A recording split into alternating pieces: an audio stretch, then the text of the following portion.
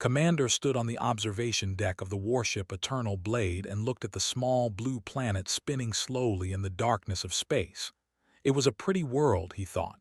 Blue oceans covered most of its surface, and green and brown land stretched across its face like paintings.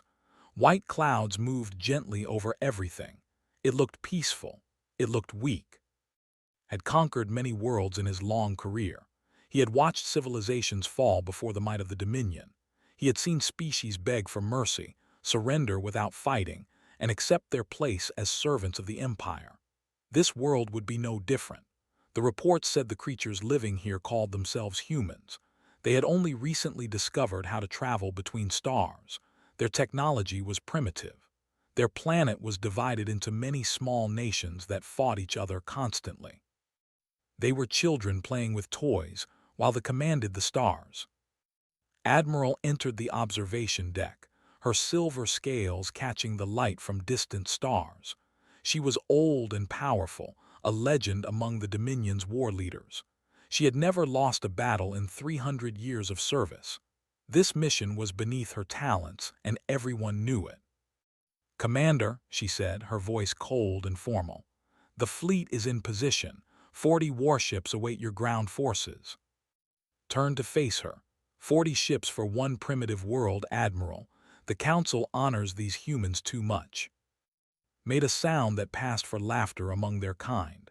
The Council is cautious. They have heard strange stories about these creatures, tales of their violence, their stubbornness, their refusal to accept defeat. I think the Council has grown soft with age. These humans will fall like all the others. Lieutenant N, second in command, approached them with a data pad in his clawed hands. He was young and eager, still believing that war was glorious and conquest was honorable. Remembered feeling that way once, long ago. "Commander, we have completed our scans of the planet," and reported. "The humans have approximately 8 billion individuals. Their military forces are scattered and divided among their many nations. Their most advanced weapons are nuclear devices, chemical propulsion rockets, and basic energy weapons. Nothing that can threaten our shields." 8 billion, repeated. A large population for such primitive creatures. They breed quickly, it seems. Studied the data on the pad. The humans had sent machines to explore their solar system. They had built space stations and placed satellites around their world. They had even walked on their moon.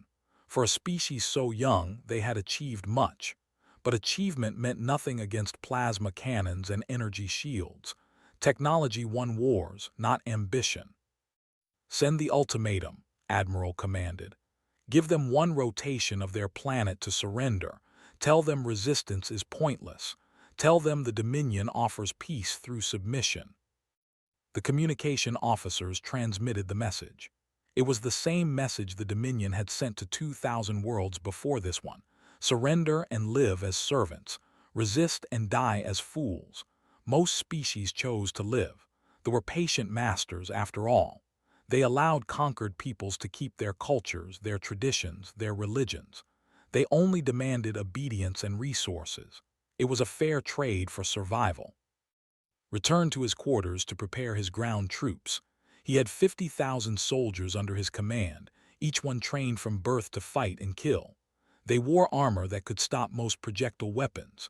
They carried plasma rifles that could burn through steel. They had walking tanks, flying assault craft, and orbital bombardment at their disposal. The humans had courage, perhaps, but courage could not stop plasma fire. Hours passed. The deadline approached. Was reviewing invasion plans when it contacted him with urgent news. "Commander, the humans have responded to our ultimatum." "They accept surrender?" asked, unsurprised. "No, Commander, they have refused." Paused. This was unusual. Most species saw reason when faced with overwhelming force. What exactly did they say? The message came from one of their military vessels near the 4th planet of their system. A human calling himself Captain Jack, he said, and hesitated, as if unsure he had translated correctly. He said, "You picked the wrong planet." Felt a flicker of something unfamiliar. Not fear, certainly not fear, perhaps amusement. These creatures had spirit at least. They would learn soon enough that spirit meant nothing against superior firepower. He made his way to the command bridge, where Admiral was already addressing the fleet commanders. Holographic displays showed the positions of all 40 warships and the tiny cluster of human vessels gathered near Mars, the fourth planet. "The primitives have gathered a defense fleet," announced, her tone dripping with contempt. 17 vessels. Most appear to be cargo ships with weapons attached. They have positioned themselves between us and there. Examine the human ships through the display. They were ugly things, built with metal and primitive alloys. They had none of the elegant curves of design. They looked like they might fall apart if someone spoke too loudly near them. "Shall I order the fleet to destroy them, Admiral?" asked one of the ship captains. Considered the question. "No, we will give them one more chance to see reason. Open a channel to their fleet commander." The communication link activated, and a human face appeared on the display. It was a female, noted, with short dark hair and hard eyes. She wore a uniform decorated with symbols he did not recognize. She did not look afraid. She looked angry. "I am Admiral of the Dominion," began. "You are outmatched, and stand down your vessels and we will spare your lives. Continue this foolish resistance and you will all die in the cold void of space." The human female smiled. It was not a pleasant smile. "I am captain of the carrier Defiance, and I have a message for you from the people of Earth." She leaned forward, her eyes burning with something could not identify. "We do not surrender. We do not kneel. We do not break. You want our planet. Come and take it. But understand this. Every inch of ground will cost you blood. Every victory will cost you lives. And when this is over, the galaxy will remember that humanity does not go quietly into the night." The transmission ended. The bridge fell silent. Looked at Admiral.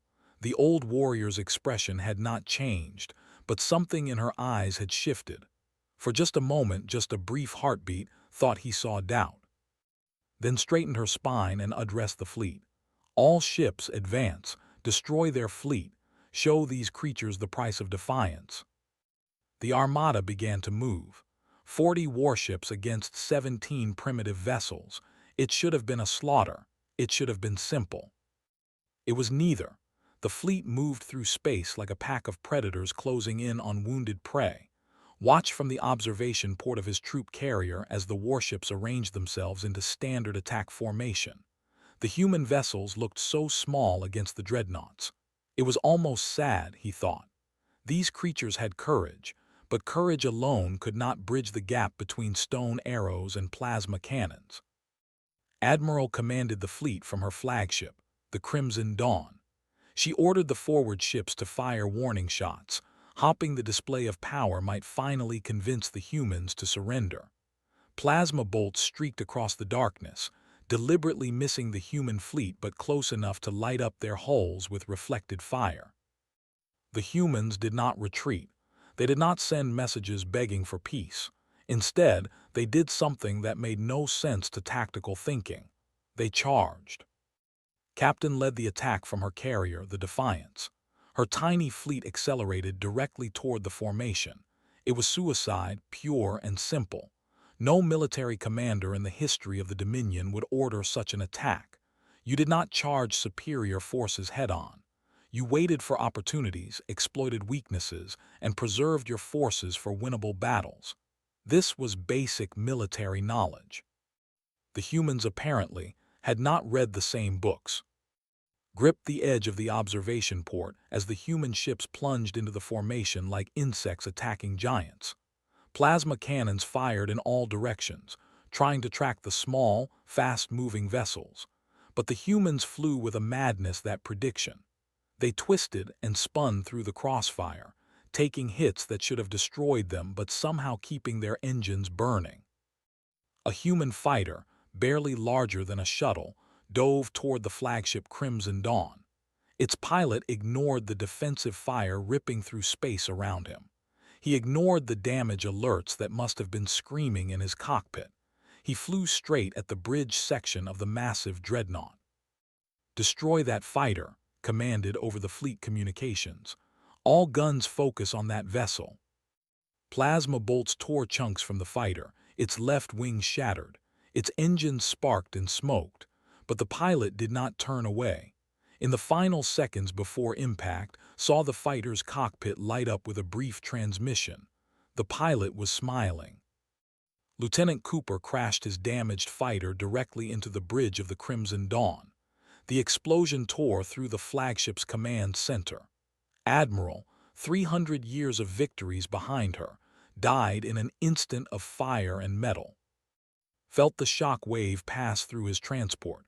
Around him, soldiers stumbled and fell. Communications erupted with panicked voices. The fleet had lost its commander. The unthinkable had happened. But the humans were not finished. The carrier Defiance released wave after wave of fighters. Each pilot flew like Cooper had flown. They attacked with complete disregard for their own survival. They targeted shield generators, engine cores, weapon systems. They knew exactly where to hit to cause maximum damage, as if they had studied ship designs for years. Later learned that humans had a name for this kind of warfare. They called it total commitment. They believed that some things were worth dying for. They believed that one life sacrificed for the right cause was a fair trade. They had never encountered this thinking before. To them, soldiers were valuable resources to be preserved. To humans, soldiers were weapons to be spent. The battle lasted 6 hours. When it ended, the fleet had lost 11 warships, 11 vessels crewed by thousands of soldiers, destroyed by a primitive species that should have surrendered at first sight of the Dominion's power. The humans had lost 60% of their own fleet. Captain had survived, but the Defiance was barely holding together. Hundreds of human pilots had died in the attack. And yet the humans were celebrating. Intercepted their communications and listened to their voices. They cheered. They sang. They called out the names of their fallen comrades and promised to remember their sacrifice. They had lost hundreds of lives and most of their fleet, and they acted as if they had won. In a way, realized they had won. They had proven that they could hurt the Dominion. They had shown that victory against them would not be free. They had turned a hopeless battle into a statement of defiance. The surviving commanders gathered via holographic conference. Without steady leadership, confusion reigned. Some wanted to retreat and wait for reinforcements. Others wanted to bombard Earth from orbit, destroying the planet rather than risk more ships. A few suggested negotiation, though the very idea seemed impossible after what had happened. Spoke up. "We cannot retreat. The Dominion has never retreated from a first contact war. If we flee from these primitives, every conquered world will hear of it. Our empire holds together through fear and respect. Show weakness here, and we show weakness everywhere." "Then what do you suggest, Commander?" asked Captain, or now the highest-ranking naval officer remaining. "We proceed with the ground invasion," answered. "The humans have proven themselves in space, but space is not their home. They have lived on that planet for thousands of generations. We will take it from them. We will break their spirit on their own soil. And when we plant the Dominion's flag in the ruins of their capitals, the galaxy will know that even the fiercest resistance means nothing against our might." The commanders agreed. They had no better options. Returned to his soldiers and began preparing for planetary assault. He briefed his officers on what they had witnessed in the space battle. He warned them that these humans fought differently than any enemy they had faced. He told them to expect desperation, ferocity, and a willingness to die that bordered on madness. Lieutenant and approached him after the briefing. The young officer's confidence had faded since watching the battle. He had seen ships explode. He had heard the dying screams of thousands of soldiers over the communication channels. "Commander," and said quietly, "do you think we can win this war?" Considered the question. An honest answer would have been complicated. The truth was that he no longer knew what victory against these creatures would look like. Could you truly conquer a species that viewed death as an acceptable price for resistance? But commanders did not share doubts with their subordinates. Doubt spread faster than disease and killed more soldiers than enemy fire. "We will win," said firmly. "We have conquered 2,000 worlds. We have defeated species older and more advanced than these humans. They fight well, I will grant them that. But fighting well is not enough. War is won through resources, through numbers, through the ability to absorb losses and keep pressing forward. The Dominion has millions of soldiers waiting in reserve, thousands of warships ready to deploy. The humans have only their courage and their stubbornness." And nodded, seemingly reassured. He returned to his duties. Remained alone, staring at the blue planet growing larger in the viewport. He had spoken confidently to his officer. He had said all the right things. But deep in his warrior's heart, in the place where instincts lived that had kept him alive through countless battles, a small voice whispered a warning. This war would not be like the others. These humans were something new, something dangerous. He pushed the thought aside and began final preparations for the invasion.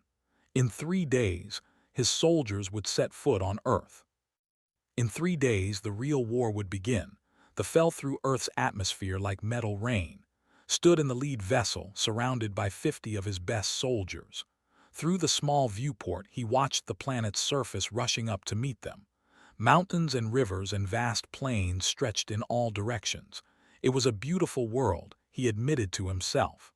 A world worth taking. The landing zone was a place the humans called Denver. Intelligence reports described it as a major population center with strategic value. Taking it would send a message to the entire planet. The Dominion had arrived, and resistance was pointless.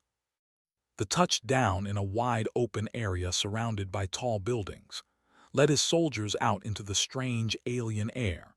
It smelled different from any world he had visited before. It smelled of growing things and burning things, of life and death mixed together. "Establish a perimeter," he ordered. "Secure the immediate area. Be prepared for civilian panic and possible military response." His soldiers moved with practiced efficiency. They had done this 100 times on 100 different worlds. The pattern was always the same.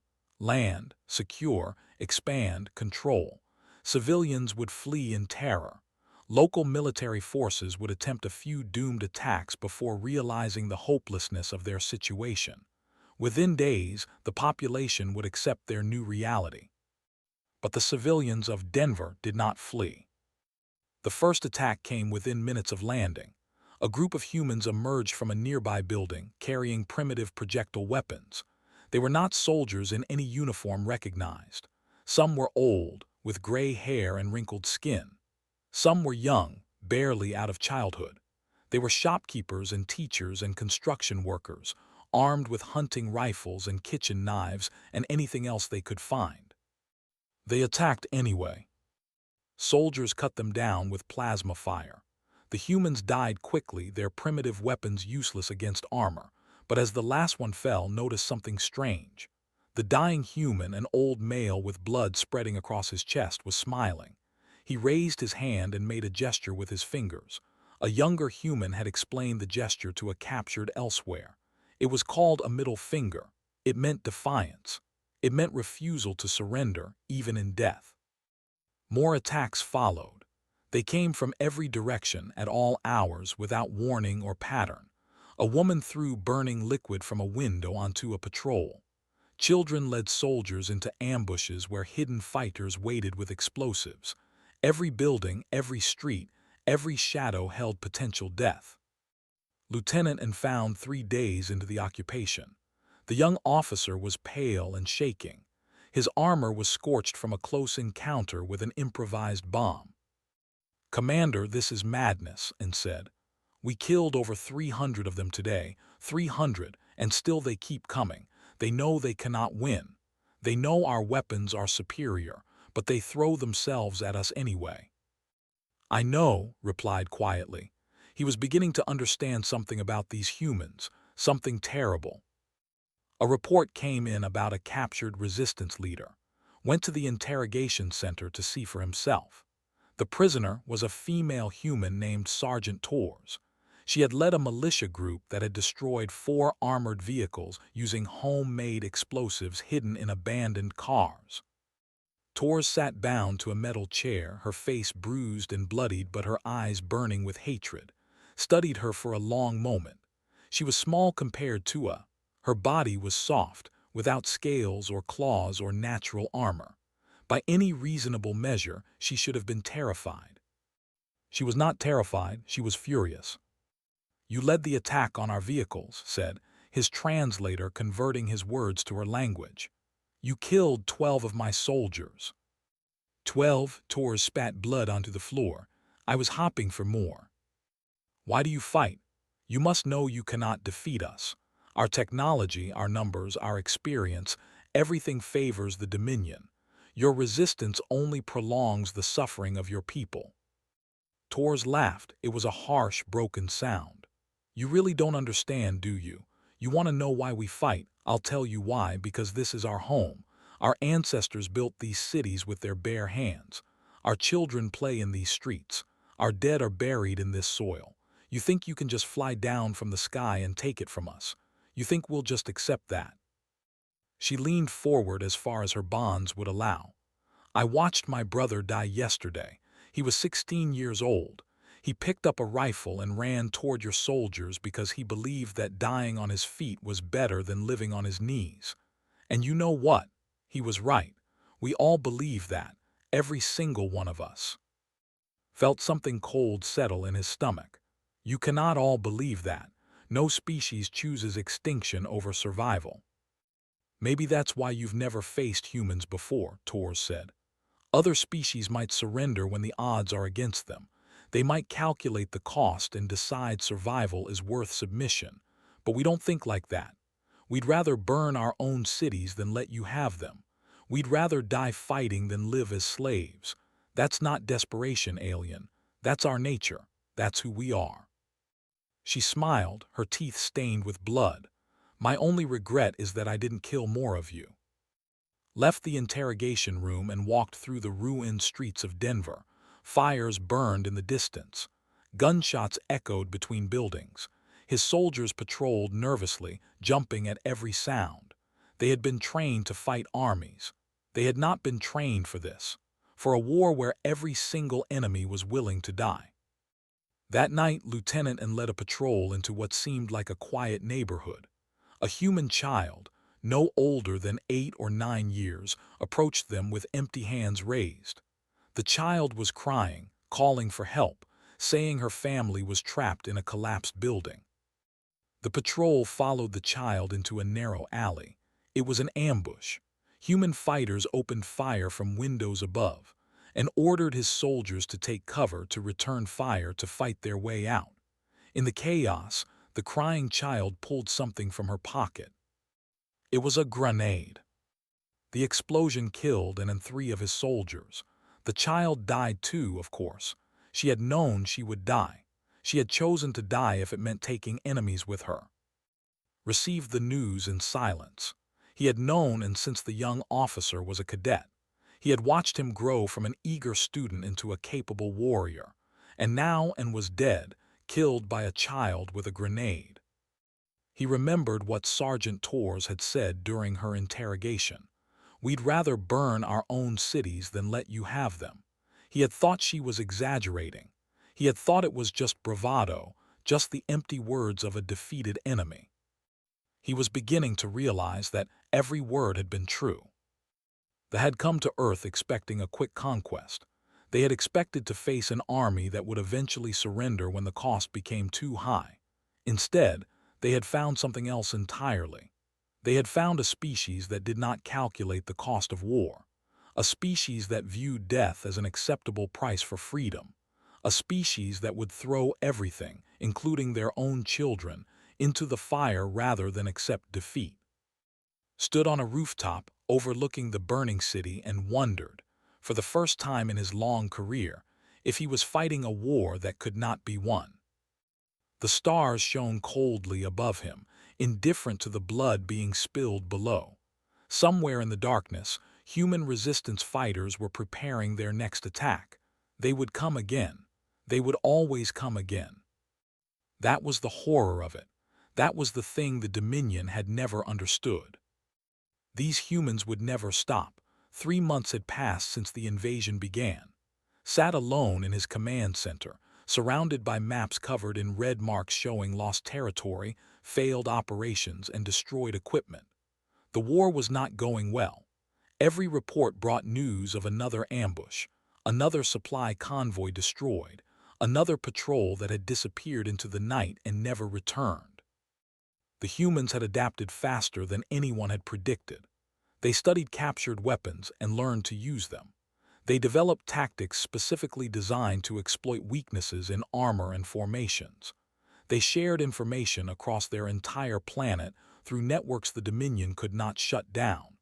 Every lesson learned in one city was applied in 100 others within hours. And behind it all, coordinating the resistance like an invisible hand, was a human known only as Ghost.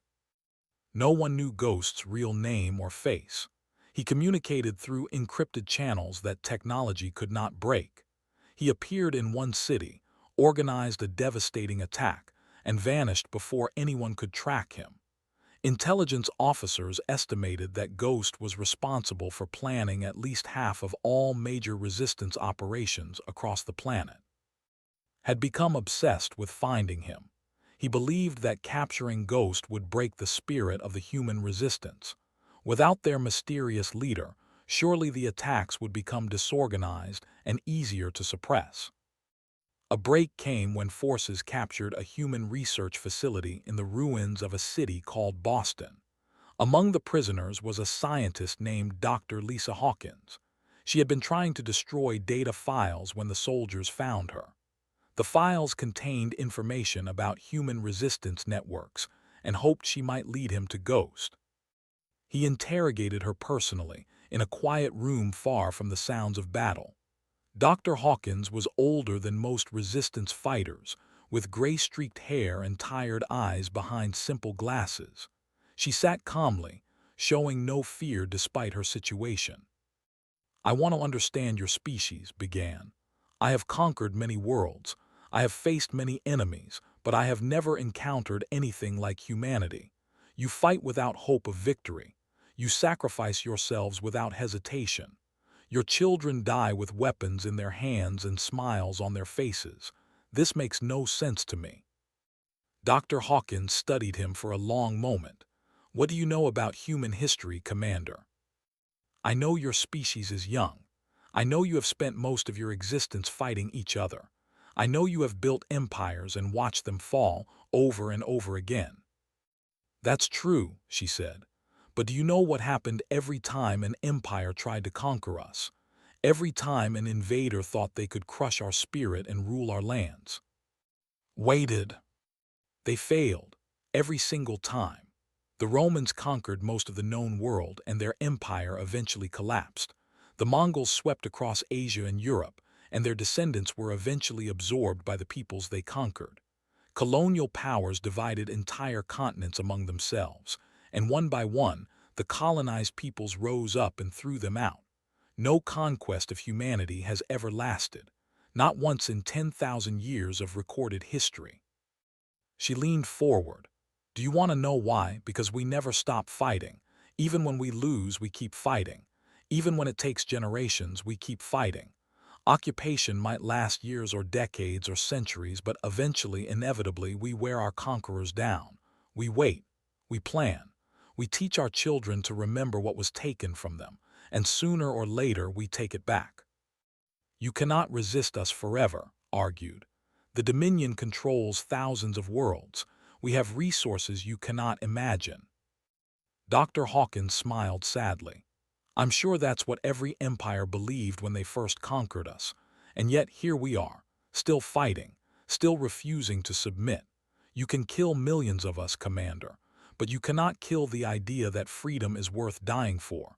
That idea will outlast every soldier you send, every weapon you build, every ship in your fleet." She paused. "There's an old saying among my people, 'Give me liberty or give me death.' Do you understand what that means? Shook his head. It means that a life without freedom is not worth living. It means that death is preferable to slavery. It means that you can threaten us with extinction, and we will still tell you to go to hell. Because to us, dying free is better than living on our knees.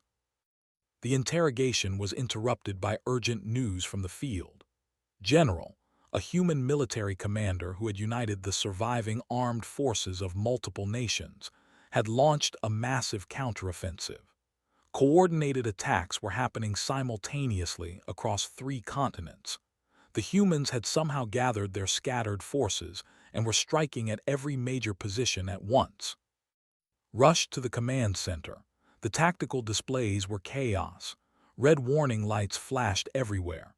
Communication officers shouted reports of breached defenses, destroyed outposts, and advancing human forces. "How is this possible?" demanded.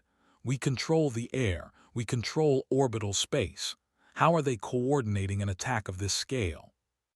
An intelligence officer looked up with fear in his eyes. "Commander, our communications are being jammed. Someone is broadcasting interference across our entire network. We believe it's Ghost. He's using our own captured technology against us." Watched as position after position fell to human forces. The attackers were using weapons alongside their own.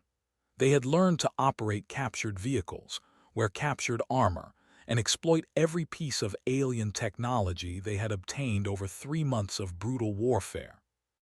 And at the center of it all, coordinating the chaos like a symphony of destruction, was a man the humans called Ghost.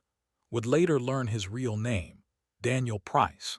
He was a former special operations soldier who had lost his entire family in the first week of the invasion. He had nothing left to lose and everything to fight for. He had spent 3 months building the greatest resistance network in human history, and now he was unleashing it. By nightfall, they had lost a quarter of their territory on Earth. Casualties were mounting. Reinforcements from the Dominion were still weeks away. For the first time since the invasion began, faced the possibility that they might actually lose. He returned to the room where Dr. Hawkins was being held. She was listening to distant explosions with a slight smile on her face. "Your forces are winning tonight," said, "but it cannot last. Reinforcements will arrive. We will recover lost ground." "Maybe," Dr. Hawkins agreed. "Or maybe not. History is full of occupying forces that believed the same thing. They held territory for years, sometimes decades, before finally accepting that the cost was too high. The Dominion has never abandoned a conquest." "There's a first time for everything, Commander." She looked at him with something that might have been pity. "You still don't understand, do you? You think this is about territory, about resources, about military victory, but that's not what we're fighting for." "Then what are you fighting for?" "For ourselves, for who we are, for the right to look at the stars and know that we belong to ourselves and no one else." She gestured toward the window where flashes of light marked distant battles. "You can kill us, but you cannot change us. You can occupy our cities, but you cannot occupy our souls. And as long as a single human being draws breath, you will never have peace." Left without another word, he had interrogated prisoners from 100 conquered worlds. He had heard threats and pleas and bargains of every kind. But he had never heard anything like what Dr. Lisa Hawkins had told him. He had never faced an enemy who truly, genuinely preferred death to submission.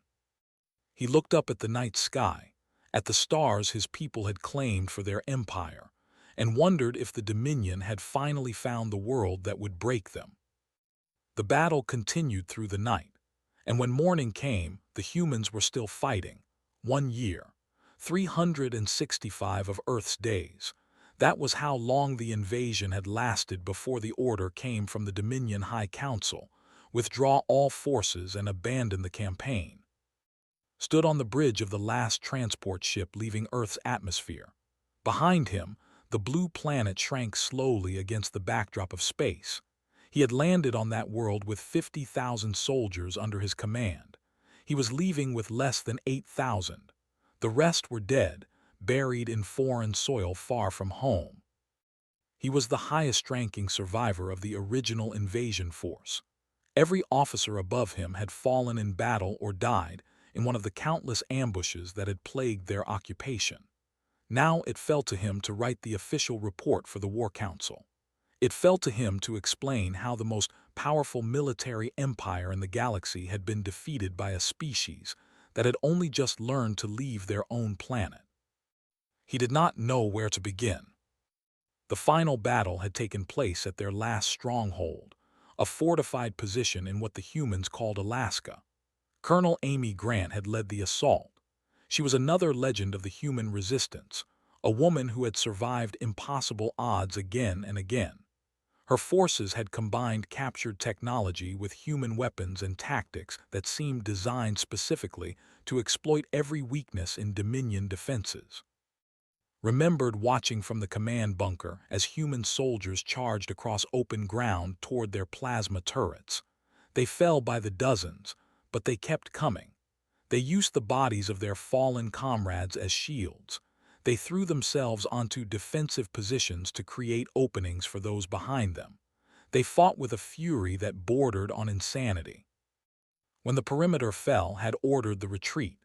There was no shame in it, he told himself. A dead commander served no purpose.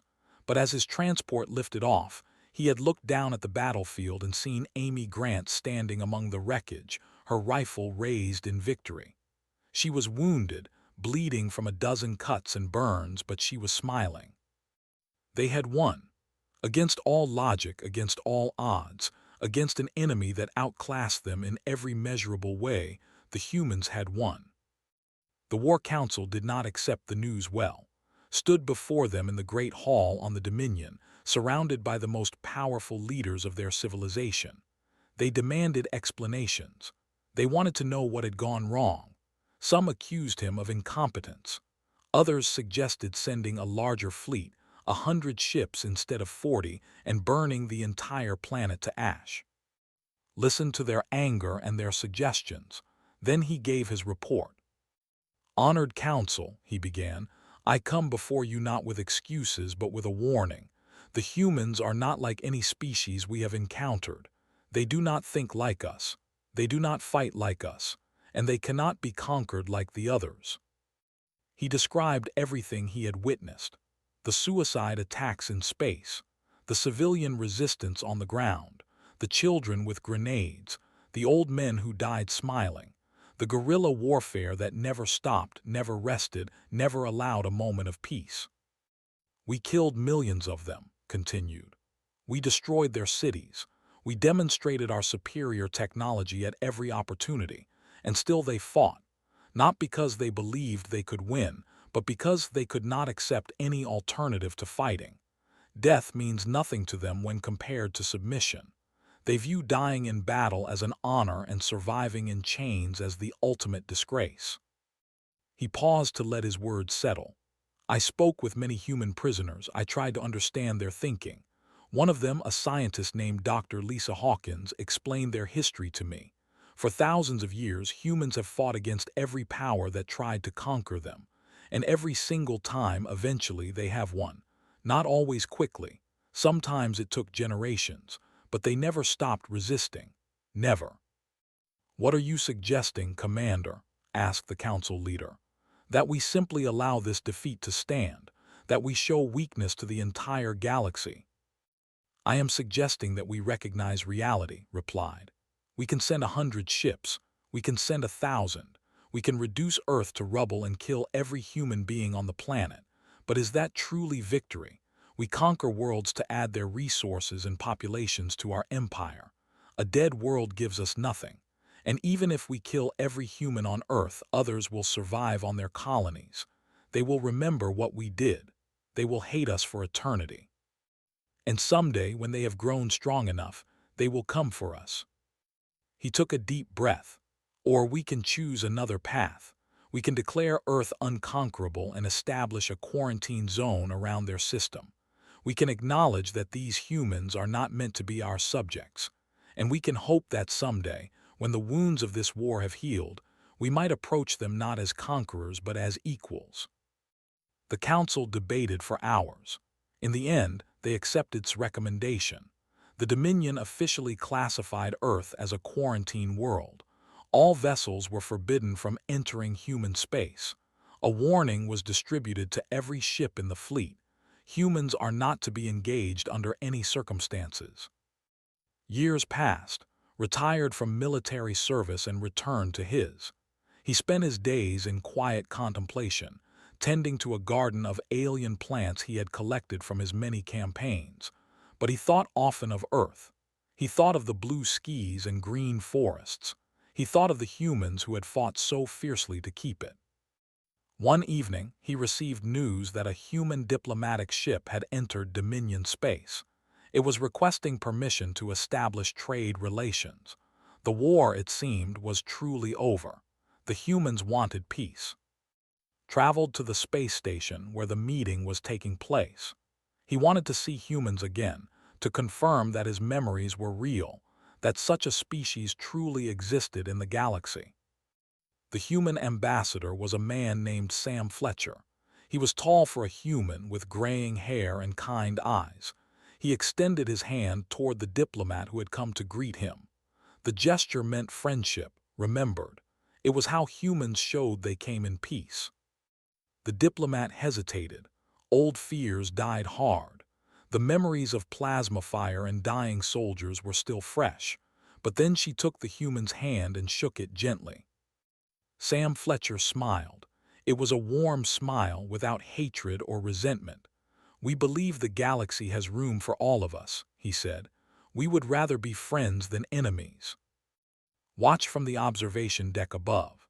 He remembered Dr. Lisa Hawkins explaining her species to him in that ruined city so many years ago. She had said that humans would never stop fighting for their freedom, but she had also said something else, something he had almost forgotten. She had said that humans were capable of forgiveness, that they could move beyond their wars and build something new. Perhaps that was the greatest mystery of all. These creatures who fought with such fury, who died with such willingness, who refused to surrender under any circumstances, were also capable of extending their hands in friendship to former enemies. They could hate with passion and love with equal intensity. They could destroy and create, kill and heal, war and make peace. They were contradictions wrapped in skin and bone. They were terrifying and beautiful and utterly unique in all the galaxy. And who had spent his entire life as a soldier of conquest, found himself hoping that the future would be different, that the Dominion would learn from humans rather than trying to rule them. He remembered the phrase Dr. Hawkins had taught him, the words that had haunted his dreams for years: "Give me liberty or give me death." He finally understood what it meant. It meant that some things were more valuable than survival. It meant that the spirit could not be conquered even if the body was destroyed. It meant that freedom was not a luxury but a necessity, as essential as air or water or light. The humans had taught the lesson the Empire had never learned in 3,000 years of conquest. Some species were not meant to be ruled. Some fires could not be extinguished. Some worlds were simply unconquerable. And perhaps, thought as he watched humans and shake hands for the first time, that was not such a terrible thing. Perhaps the galaxy needed species like humanity, species that reminded the old empires that there were limits to power, species that showed that the small and weak and primitive could still triumph through sheer stubborn refusal to accept defeat. The stars shone through the observation window, ancient and eternal. Somewhere among them, Earth spun on its axis, home to a species that had done the impossible, a species that had looked at the might of the Dominion and said, in one unified voice, "No." Smiled, perhaps for the first time since the war began. The galaxy had become a more interesting place.